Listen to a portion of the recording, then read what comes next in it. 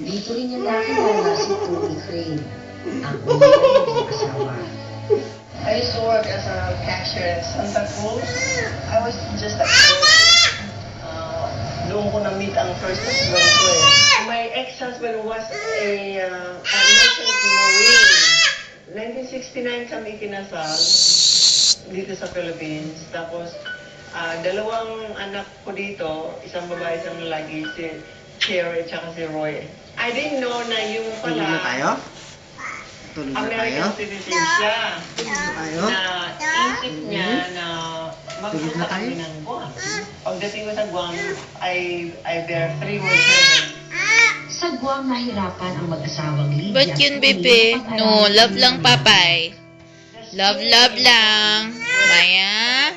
Isa ko. Isa ko na ba ko? Kami ni ex-husband Bakit ka ko na mamalo? na to find a place for us. Masyado na yung baby na yan, ah. We left Oh, and we reside in Washington. masyado. Nang ang pamilya ni Lydia sa Washington, dito na nagsimulang mawala ang koneksyon ni Lydia sa kanyang mga kapatid. Paano kawawa? Paano kawawa? Paano kawawa? Paano kawawa? Meron akong several letters, pero it was returned to sender. After a couple of years, my marriage... Paano kawawa? Paano kawawa? Dali, pakita mo. Paano kawawa? Pakita mo, pakita mo. Paano kawawa?